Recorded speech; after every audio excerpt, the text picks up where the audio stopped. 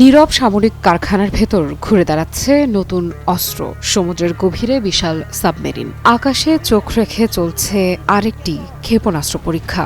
এমন দৃশ্যের মধ্য দিয়েই উত্তর কোরিয়া আবারও স্পষ্ট করে দিল দেশটির সামরিক কর্মসূচি থামছে না, বরং আরও গতিশীল হচ্ছে। উত্তর কোরিয়ার নেতা কিম জং উন আগামী ৫ বছর ক্ষেপণাস্ত্র উন্নয়ন কর্মসূচি অব্যাহত রাখার ইঙ্গিত দিয়েছেন। রাষ্ট্রীয় সংবাদ মাধ্যম KCNA জানিয়েছে, সামরিক শক্তি বাড়ানোকে কেন্দ্র করেই নির্ধারিত হতে যাচ্ছে পিয়ংইয়ং এর ভবিষ্যৎ কৌশল।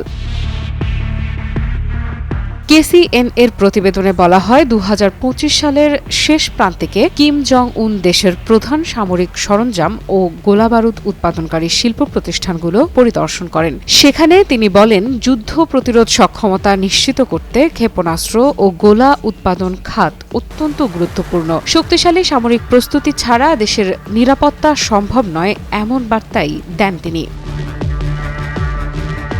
KCNA জানায়, এসব নথি ২০২৬ সালের শুরুতে অনুষ্ঠেয় ওয়ার্কার্স পার্টির গুরুত্বপূর্ণ কংগ্রেসে উপস্থাপন করা হবে। ওই কংগ্রেসেই নির্ধারিত হবে আগামী ৫ বছরের জন্য উত্তর কোরিয়ার সামগ্রিক উন্নয়ন ও প্রতিরক্ষা পরিকল্পনা।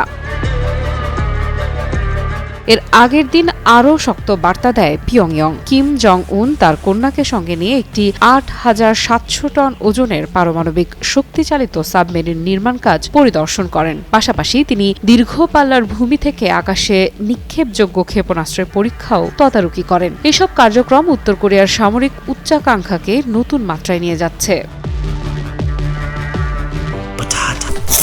বাছাই করা আলু আর স্পাইসি সিজনিং এ প্রাণ পোটাটা চিপস নাকি বিস্কিট খেয়ে বুঝে নাও।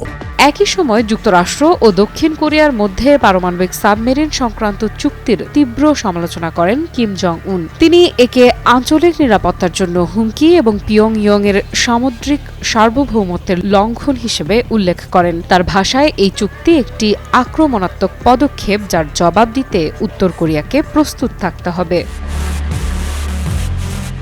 KCNA এর তথ্য অনুযায়ী কিম জং উন যে স্থাপনাটি পরিদর্শন করেন, সেখানে একটি ৮৭০০ টন ক্ষমতা সম্পন্ন পারমাণবিক শক্তিচালিত কৌশলগত গাইডেড মিসাইল সাবমেরিন উন্নয়নের কাজ চলছে। এই প্রকল্প সফল হলে উত্তর কোরিয়ার নৌবাহিনী ও পারমাণবিক সক্ষমতা নতুন উচ্চতায় পৌঁছবে।